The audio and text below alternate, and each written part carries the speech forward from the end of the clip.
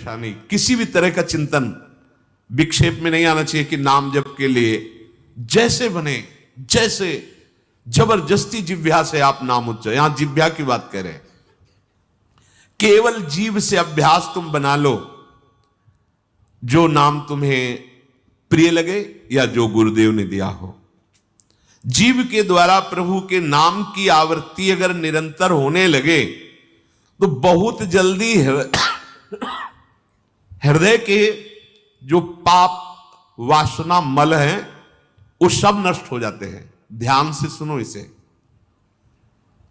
यदि हम बहुत काल तक, पतंजलि जी ने भी कहा, दीर्घ काल निरंतर सत्कार सेवितो दृढ़ भूमि, दीर्घ काल तक निरंतर आदर के साथ नाम जप करें, तो कह रहे जीव के द्वारा प्रभु के नाम की आवृत्ति निरंतर होने से पूर्व के जितने मल हैं, जितने संचित पाप हैं, जितने विक्षेप हैं, वो सब नष्ट हो जाते हैं।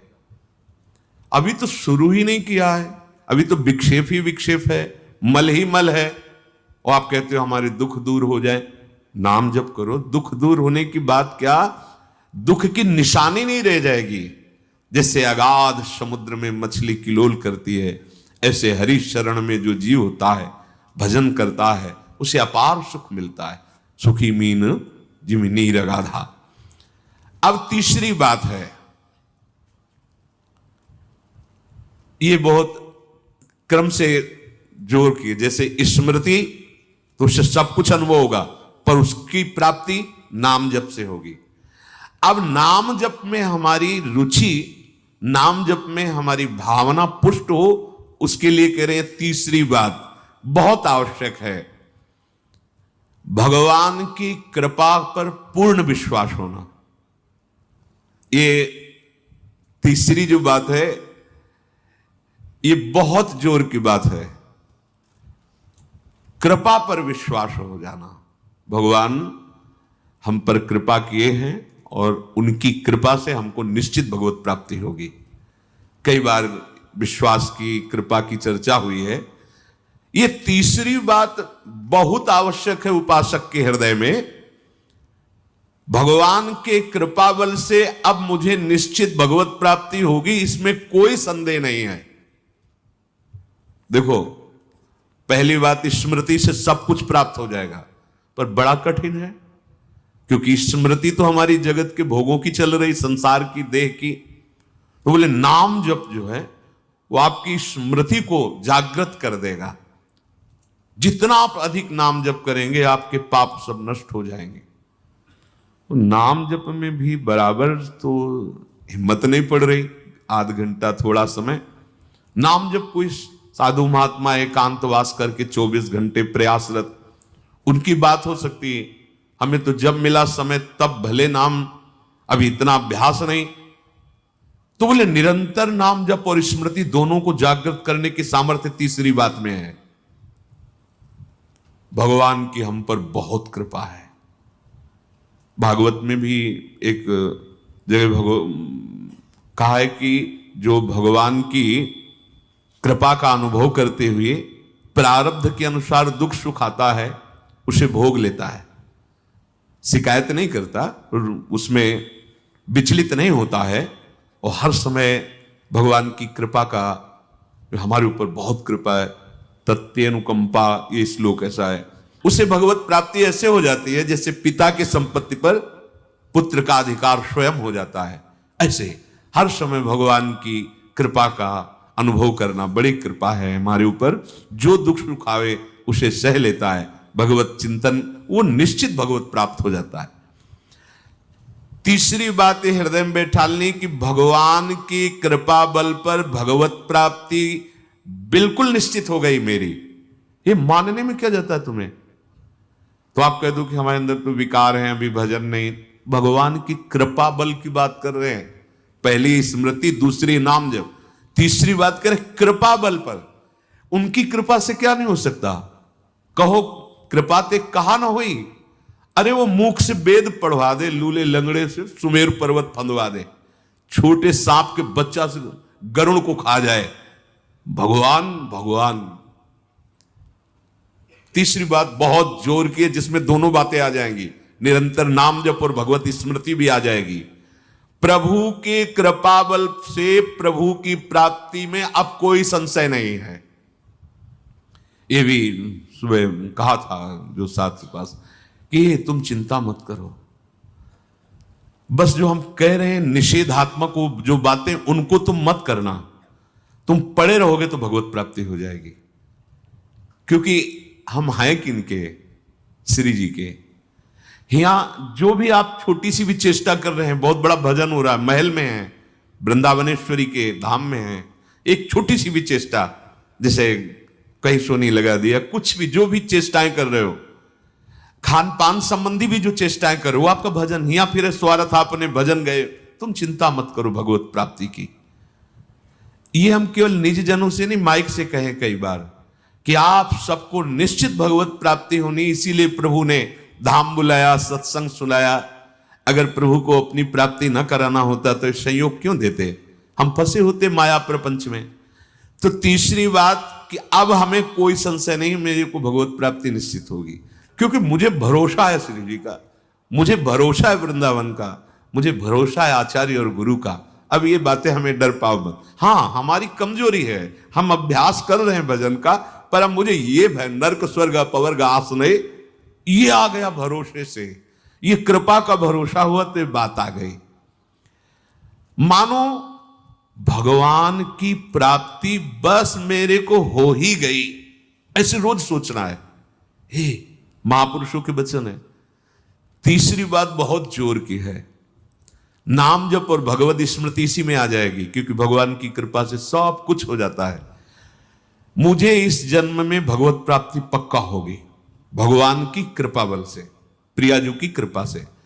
अब मुझे ऐसी भावना करनी कि बहुत जल्दी भगवत प्राप्ति मेरे में अब अनुभव हो रहा है कि प्रियालाल की कृपा बढ़ रही, विकार क्षीण हो रहे हैं, भाव बढ़ता जा रहा है, मुझे बहुत जल्दी भगवत प्राप्त। ये सोचना है, सोचना है।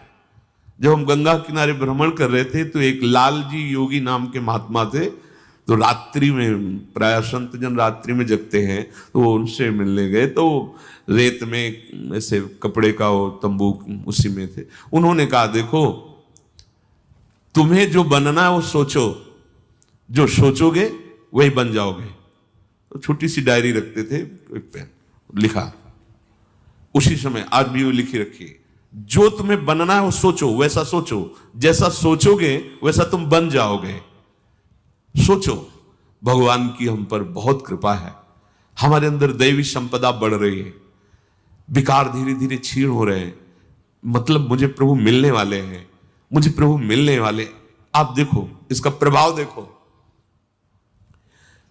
प्रभु की कृपा से अवश्य अवश्य अवश्य मुझे भगवत प्राप्ति होगी।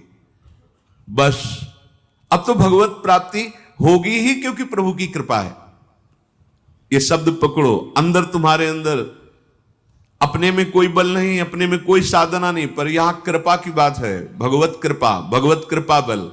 अपनी असमर्थता, बहुत अमृत में वचन है, अपनी असमर्थता, अपनी अयोग्यता, अपना अनाधिकारपन, ये है क्या? मैं अधिकारी नहीं हूं भगवत प्राप्ति का, मैं योग्य नहीं हूं भगवत प्राप्ति, मेरे में कोई सामर्थ्य नहीं, ये है। पर भगवान की कृपा से मुझे इतना विश्वास हो गया कि मुझे भगवत प्राप्ति होगी। अब क्या समस्या है? देखो बहुत आनंद की बात है, मुझे भगवत प्राप्ति होगी भगवान की कृपा से, श्री जी की कृपा से। ये शब्द इतना असीम प्रभावशाली है कि आप जो ही ये बात हृदय पे लाएंगे तो आपके सारे दोष, विकार, विघ्न, अड़चने, बाधाएं ये नष्ट होती चली जाएंगी। ये देखो महापुरुषों के अनुभव होते हैं। मत चित्ता सर्व दुर्गाणि मत प्रसादात तरिष्यति, भगवान कह रहे मत चित्ता सर्व दुर्गाणि मत प्रसादात तरिष्यति। सारे के सारे विघ्न, सारे के सारे दोष, सारे की सारी भगवत प्राप्ति में जो अड़चने हैं वो भगवान की कृपा प्रसाद से नष्ट हो जाएंगी और मुझे भगवत प्राप्ति होगी। मत चित्ता सर्व दुर्गाणी मत प्रसादात, साधन प्रसादात नहीं कह रहे यहां, समझो, मत प्रसादात तरिष्यति, तू तर जाएगा मेरे कृपा से। ये मेरे प्रभु की घोषणा है कि मेरे प्रसाद से, मेरे अनुग्रह से तुम्हारे सारे विघ्न नष्ट हो जाएंगे और तुम त्रिगुणात्मिका माया को लांघ करके मेरे को प्राप्त कर लोगे। बस मेरी कृपा पर विश्वास करो, मेरी कृपा पर मत चित्त बन जाओ। अपने चित्त को मेरे में अर्पित कर दिया। प्रभु की कृपा का भरोसा इतनी जल्दी दिव्य सद्गुण लाता है, ये पक्की बात है। जो दिव्यता आती है भागवतिक, वो भगवत कृपा से आती है। और ये कृपा तभी अनुभव में आती है, तो पर अनुभव में तभी आती है जब ये बात आ जाती है कि मैं असमर्थ हूं, मैं अयोग्य हूं, मैं अनाधिकारी हूं। पर भगवान की कृपा है, प्रभु की कृपा है हम पर, अब मुझे निश्चित भगवत प्राप्ति होगी। ये तीन बातें जीवन में आना बड़ा कठिन होता है। असमर्थ हूं, अयोग्य हूं, अनाधिकारी हूं। जब ये बात आ जाएगी ना, तो तृणादपि सुनी चेन अपने आप आ जाएंगे, अपने आप पूरा सूत्र भागवती को उतर जाएगा। क्योंकि मैं अनाधिकारी हूं, मैं योग्य नहीं हूं, पर भगवान कृपा का ये है कि उनके नाम, उनके रूप, उनके धाम, उनकी लीला की तरफ ये हृदय जा रहा है, वो अपनी तरफ घसीट रहे, पर मैं अनाधिकारी हूं। इससे क्या होगा? अहम खत्म हुआ, दैन्यता जागृत हुई, और भगवद आश्रय होने से हम जिसका आश्रय लेते हैं उसका प्रभाव होता है। जैसे अभी हम शरीर का आश्रय लिए, तो देख लो हालत क्या की हुई है। ये शरीर, ये संसार विषम कहा गया है। देखो कैसी हृदय की जलन, अशांति, भोग, वासनाएं, ये सब किसके आश्रय से? शरीर आश्रय से। अभी भगवद आश्रय, अंदर से भगवद आश्रय, अंदर की बात है। यहां मैं अनाधिकारी हूं, योग्यता मेरे में नहीं है, मैं किसी योग्य नहीं हूं, पर प्रभु की कृपा हम पर है, निश्चित मुझे भगवत प्राप्ति होगी। कह रहे इसका इतना बड़ा प्रभाव है कि इसमें जो सामर्थ्य जागृत होती है, भागवतिक सद्गुण जागृत होती है, वो किसी साधना से नहीं, इससे बढ़कर कोई दूसरा उपाय नहीं है। विश्वास भगवत कृपा पर।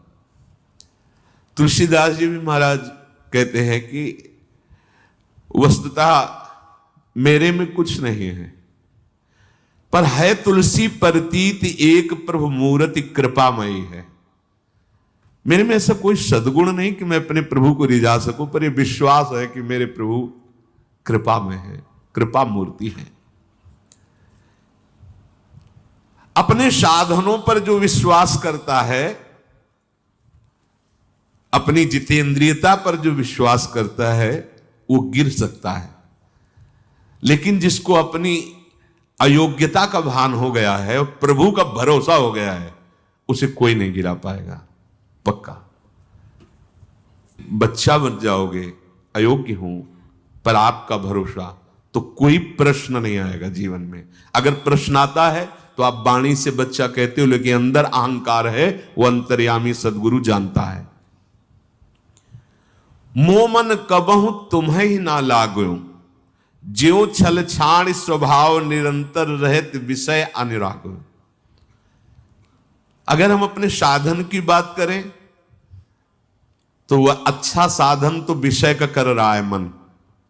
देखो हम कभी पद्मासन लगा के किसी विषय का ध्यान नहीं करते, बहुत सुंदर बात। मोमन कबहु तुम्हें ना लागो, ज्यों छल छाणी स्वभाव निरंतर रहत विषय अनुराग। भक्ति में तो छल कर रहा है, लेकिन विषय चिंतन में छल नहीं कर रहा है, ईमानदारी से, सच्चाई से विषय चिंतन कर रहा है। मेरा मन हे प्रभु कभी आप में ऐसे नहीं लगा जैसे विषय में ये छल छाड़ कर स्वाभाविक लगता है। विषय में कभी किसी को मन लगाना नहीं पड़ता है। देखो, विषय में कभी किसी को मन लगाना नहीं पड़ता, स्वाभाविक लगा रहता है, निरंतर लगा रहता है। और अटल लगा रहता है। देखो, अटल का मतलब बस वो यही शब्द स्पर्श रूप रसगंध इन्हीं में घूमेगा। कभी वो हट करके ऐसे प्रभु में लगा जैसा विषयों में लगा है। ज्यो छल छाण स्वभाव निरंतर रहत विषय अनुराग्यो। मेरे मन की दशा, मेरे इंद्रियों की दशा आपके अनुकूल नहीं है प्रभु, ये विषय के अनुकूल है। पर प्रभु मेरे मन में एक विश्वास हो गया है कि आपकी मूर्ति कृपामयी है और जीव ने नाम की ओट ली है तुलसी परतीत एक प्रभु मूर्ति कृपामयी है और नाम की ओट जीव ने ले ली है। बस अब सब कुछ हो जाएगा। ये जो भजन साधन कर रहे हो इसको बचाओ। दूसरी बात, जहां ऊंचे भाव की प्राप्ति के लिए हमको एक एक भजन संभाल कर रखना है, एक एक नाम, एक एक वृत्ति संभाल कर रखनी है, वहां हम अपनी किसी मनोकामना की पूर्ति के लिए, किसी अनुकूलता के लिए, किसी शत्रु पक्ष के नाश के लिए हम भजन का प्रयोग ना करें। हो जाएगा। आप भजन कर रहे हो, उसका अहित सोचोगे, हो जाएगा, क्योंकि आप में पावर है। लेकिन वो भजन की ऊर्जा शक्ति किस लिए आपने संचय की है? अपने लक्ष्य की प्राप्ति के लिए। आप भजन कर रहे हैं, कामना करोगे, अनुकूलता की मांग करोगे, हो जाएगा। जो इच्छा करी हो मन माही, हरि प्रसाद कछ दुर्लभ नहीं। पर आपने बेच दिया अपने भजन को, फिर आपके पास रह क्या गया? फिर आपको क्या ब्रह्म संस्पर्श, क्या एकांतिक महासुख, इसकी कल्पना भी नहीं होगी आपको कि ऐसा क्या होता है ब्रह्म संस्पर्श में, ऐसा क्या होता है उस आत्यंतिक सुख में। क्योंकि आप जो साधन कर रहे हैं उसे आप बेच रहे हैं, उसे आप नष्ट कर रहे हैं। संभालिए अपने साधन को। हमें अपने भजन शक्ति की, ऊर्जा शक्ति की रक्षा स्वयं करनी है।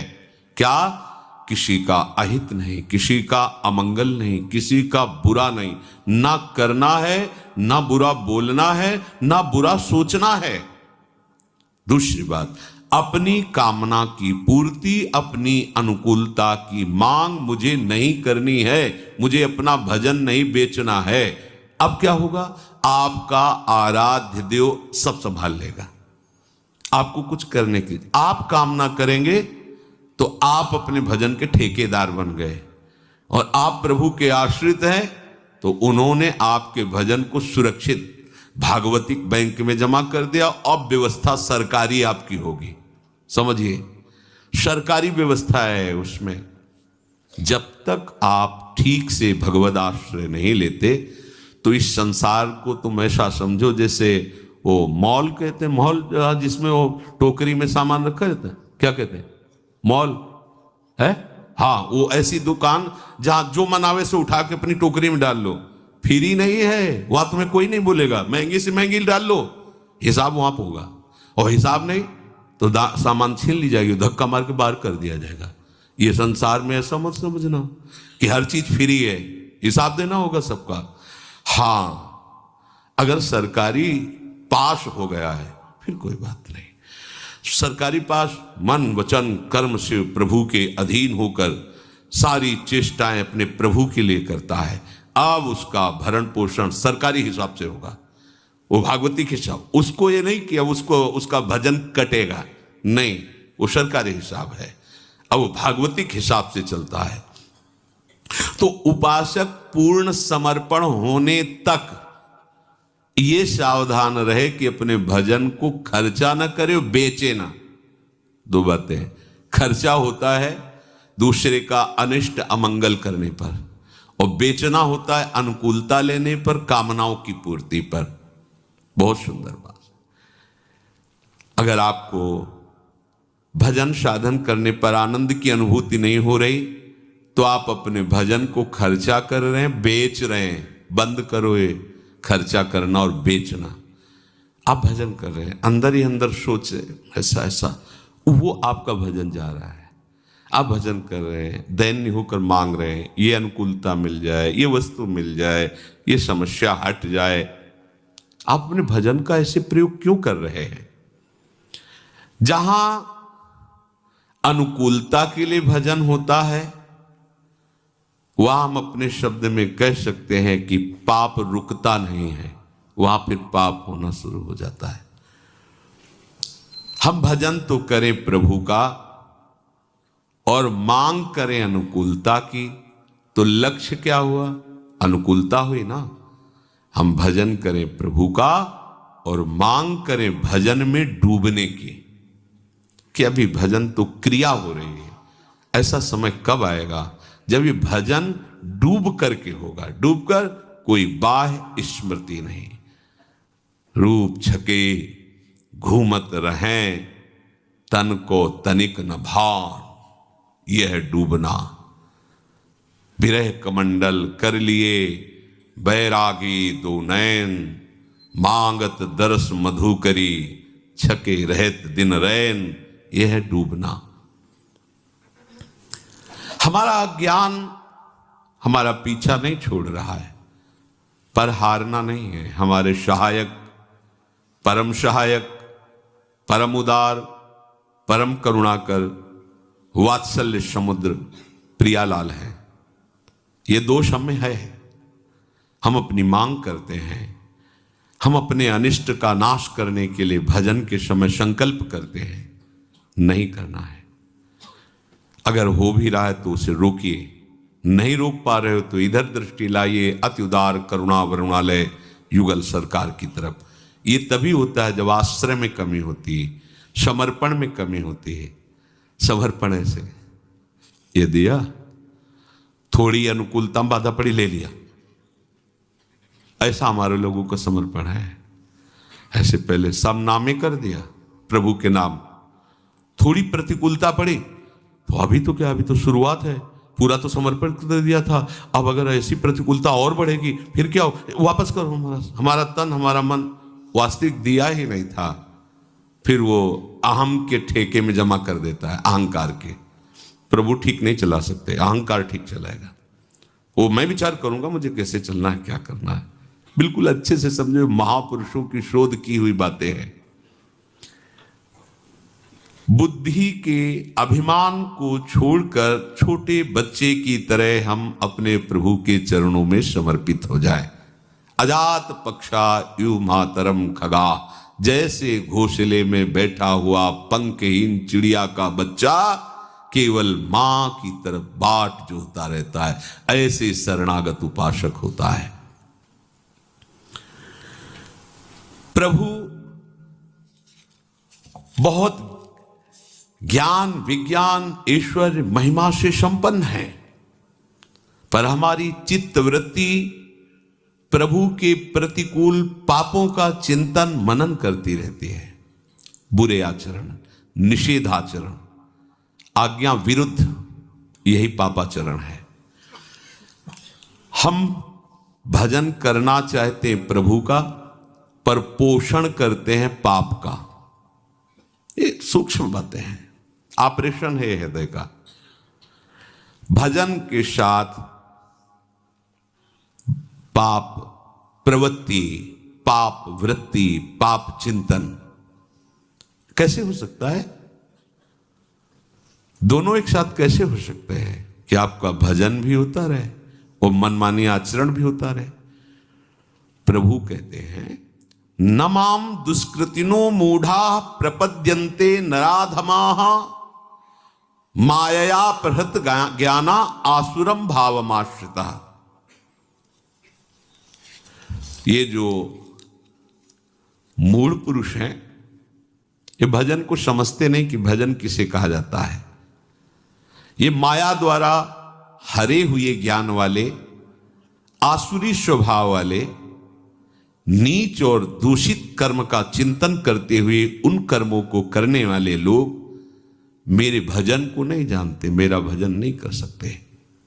पापवंत कर सहज स्वभाव, भजन मोर ते भाव न काऊ। ऐसे लोग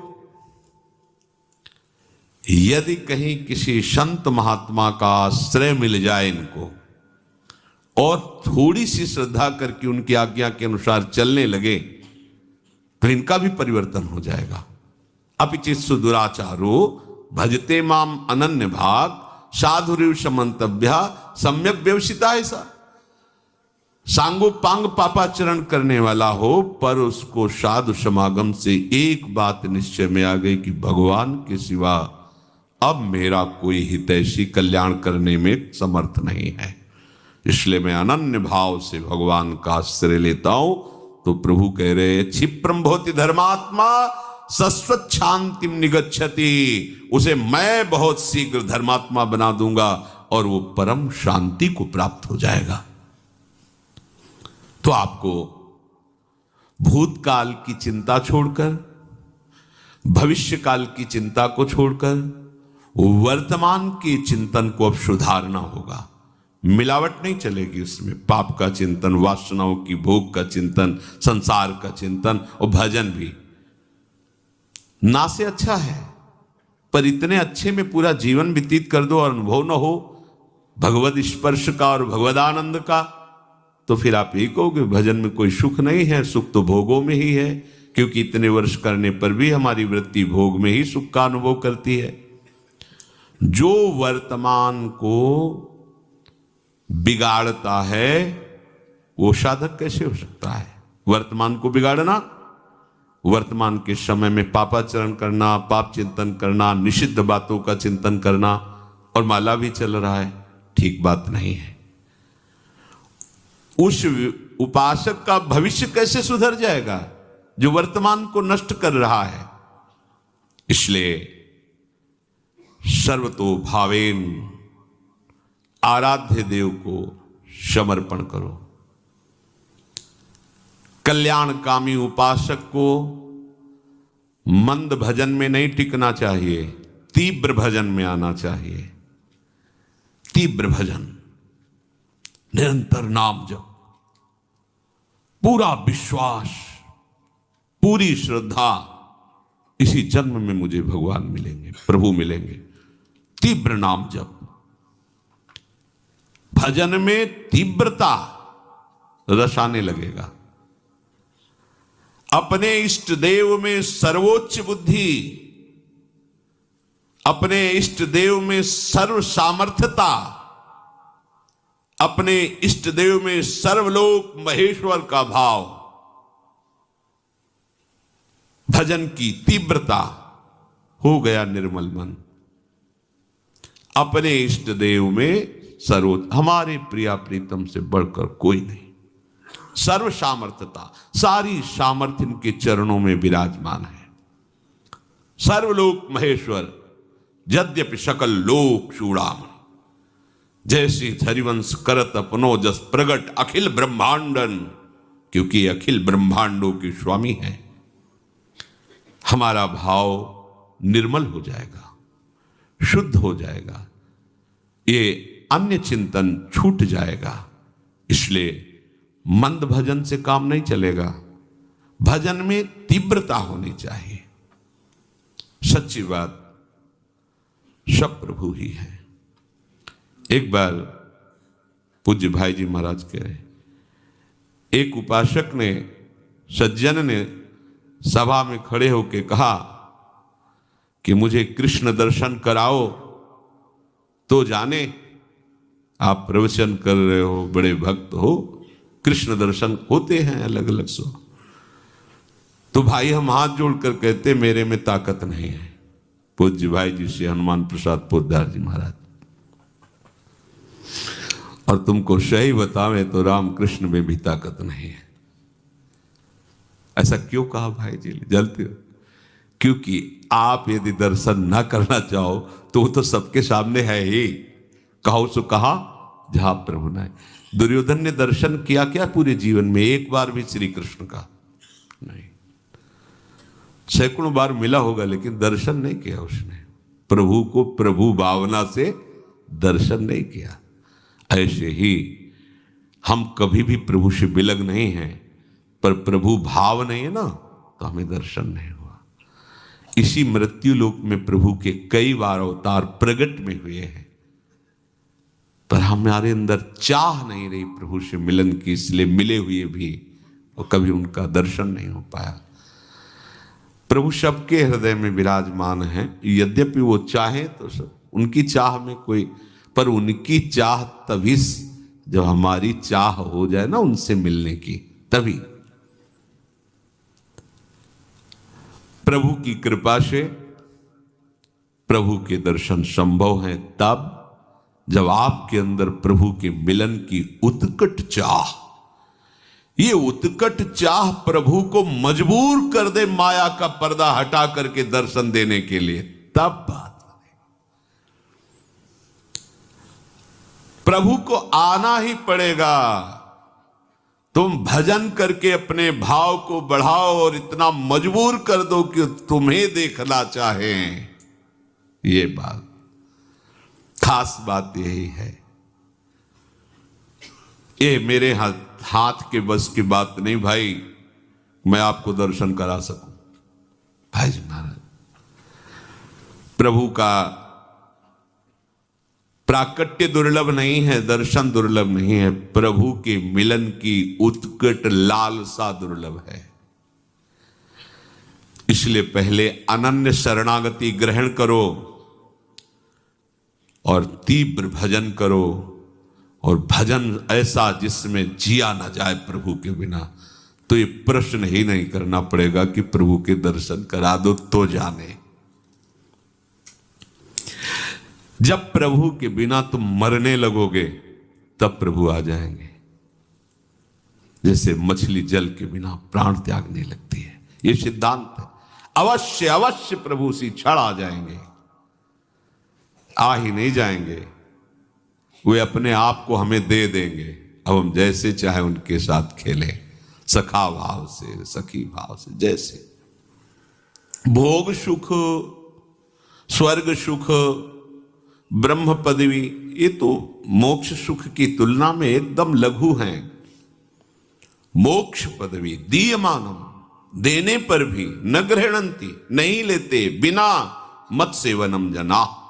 मुझे नहीं चाहिए, आपकी सेवा चाहिए, आपका सानिध्य चाहिए। तो जो उपासक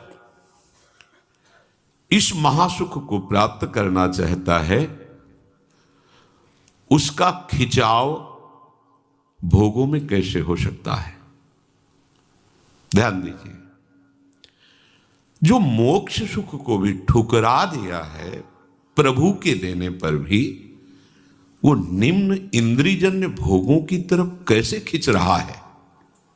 चल तो उसी मार्ग में रहा है, वही नाम जप रहा है जो ऐसा सिद्ध महापुरुष जपता है, उसी लीला का गायन कर रहा है जो ऐसे सिद्ध महापुरुष लीला गायन श्रवण में मगन है, उसी धाम का आश्रय लिए है जिसमें ऐसा महापुरुष आश्रय लिए हुए है। तो वही सामग्री, वही नाम रूप लीला धाम, पर आपको ऐसा सुख क्यों प्राप्त नहीं हो रहा है? तो आप अंदर झांकिए, कहीं आप मान बड़ाई, यश, जगत प्रतिष्ठा, इस धोखे में तो नहीं फंस रहे हैं? कभी कभी बड़े बड़े त्याग किए जाते हैं नाम के लिए, कि हमारा नाम हो जाए कि हम बहुत त्यागी हैं। कभी कभी भजन का बड़ा आडंबर किया जाता है प्रतिष्ठा के लिए, कि हम बड़े भजनानंदी हैं, त्यागी, भजनानंदी, गुणवान, जगत उद्धार के लिए हमारा प्रादुर्भाव हुआ है। कभी कभी ऐसी माया के द्वारा भ्रमात्मक वृत्ति हो जाती है, तो साधन करने पर भी उसे इस अत्यंत सुख का अनुभव नहीं होता। कह रहे जैसे चलनी से आप कोई पात्र में पानी भरना चाहें तो उस पात्र में कभी कुछ नहीं आ पाएगा पानी, केवल चलनी गीली हो जाएगी। अर्थात साधन करते हो तो एक आपको अभिमान हो जाएगा कि मैं बहुत बड़ा साधक हूं, मैं बड़ा भजनानंदी हूं, मैं त्यागी हूं, पर आपको ब्रह्म संस्पर्श अत्यंत सुख ये अनुभव में नहीं आएगा। ध्यान देने योग्य बात है। साधन कर रहे, अत्यंत सुख के मार्ग वाला लक्ष्य रख रहे हैं, मान बड़ाई प्रतिष्ठा शरीर सुख आराम, तो आपको जैसे चलनी से कोई पात्र भरने की चेष्टा करे तो केवल चलनी गीली होगी, पात्र में नहीं कुछ जा पाएगा। ऐसे ही आपको केवल अहंकार होगा कि मैं बड़ा त्यागी वैरागी संत महंत भाव जो भी है अंदर, पर आपके अंदर जो महापुरुषों में संतों में महात्जनों में महंतों में जो महिमा होती है वो आपके हृदय में प्रकाशित नहीं हो पाएगी। इसलिए उपासक को अपने हृदय में असाधन को देखकर तत्काल उसका त्याग करना चाहिए। ये असाधन है।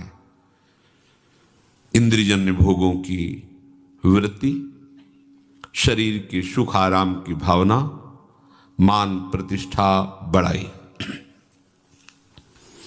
शास्त्र में वर्णन आया है कि उसे आत्महत्या जैसा पाप लगता है जो अपनी बड़ाई अपने मुख से करता है। मैं उसे आत्महत्या जैसा पाप लगता है। और जो बड़े श्रेष्ठ जनों के सामने उनको हल्के शब्दों से भाषण करे, तुम प्रयोग करके तू प्रयोग करके अवहेलनात्मक, तो उनकी हत्या जनित उसे पाप लगता है। एक प्रसंग में महाभारत में आया है कि अर्जुन जी का था, जो मेरे और मेरे गांडीव को धिक्कार कर देगा उसकी गर्दन तत्काल उतार देंगे हम, कोई भी हो। भगवान व्यास देव जी ने रचा है, हमने स्वाध्याय किया है बहुत पहले। तो जब महाराज युधिष्ठिर बार बार अर्जुन से ये आकांक्षा रखते थे कि जिस वीर के सामने खड़े होंगे अर्जुन उसको परास्त ही कर देंगे। कर्ण मारा गया? नहीं, आज नहीं मारा गया। वो बहुत दुखी हुआ क्योंकि कर्ण महावीर था। युधिष्ठिर जी जानते थे इसका ज्यादा टिकना हमारे लिए हानिकारक होगा। फिर पूछा, अब कर्ण मारा गया? नहीं तो धिक्कार है तुम्हारे गांडीव को, तुम गांडीवधारी कहलाने के लायक नहीं हो। तुरंत उन्होंने तलवार खींच ली। भगवान श्री कृष्ण सावधान, बोले मेरी प्रतिज्ञा है, मेरे गांडीव को कोई और मुझे ऐसा, मैं उसे जीवित नहीं रख सकता। कोई बोले है, बोलो कोई, प्रतिज्ञा प्रभु है। तो उनका तुम्हारी प्रतिज्ञा भी रहेगी और युधिष्ठिर जीवित भी रहेंगे। ये तुमसे श्रेष्ठ है, इनको तुम कह के संबोधन करो और इनकी निंदास्पद इनको बात करो, तो इनकी हत्या का तुम्हें जो प्रण है वो पूरा हो जाए। तो उनका तू अपने को धर्मराज समझता है? पांचों के साथ ब्याह हुआ था द्रौपदी का, तेरे को हारने को क्या अधिकार? ऐसे बस बोले हो गए। अपनी आत्महत्या का उसे दंड मिलता है जो अपने मुख से अपनी प्रशंसा करता है। अपने पूज्य जनों के सामने उनको जो तुम कह के संबोधन करता है, उनकी अवहेलनात्मक वचन, उसे उनकी हत्या जैसा उसे पाप लगता है। ये बड़ी सूक्ष्म शास्त्र की बातें हैं। अपनी प्रशंसा करना, अपनी प्रशंसा सुनना, दूसरे की निंदा करना, दूसरे की निंदा सुनना, ये दोनों में बराबर भाग है। चलनी में गैया दुहे दैव को दे।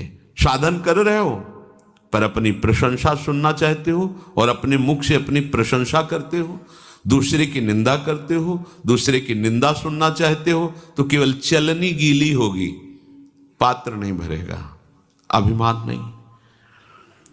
अपने अवगुणों को, अपने असाधनों को ये तुच्छ बुद्धि पकड़ नहीं पाती है, और पकड़ भी लेती है तो त्यागने की उसमें हिम्मत नहीं रहती। लेकिन उपासक जो नाम रूप लीला धाम का आश्रय लिए है, उसे इनको नहीं रखना चाहिए। जब कोई हमारी प्रशंसा करने लगे तो उसी समय कान में अंगुली डाल लेनी चाहिए। राधा राधा राधा, क्या बात करते हो? आज के बाद ऐसी बात मत निकालना। तुम्हें पता है मैं कैसा नीच हूं? अगर कुछ है तो मेरे गुरुदेव की कृपा है, लाडली जी की कृपा है। आप ऐसे वचन कभी हमारे सामने मत बोलना। और जब कोई दूसरे की निंदा करने लगे तब तो उससे संभाषण भी इस बात का नहीं करना है, कान में अंगुली डाल करके चुपचाप हट जाना है। साधन बचाओ, नष्ट मत करो।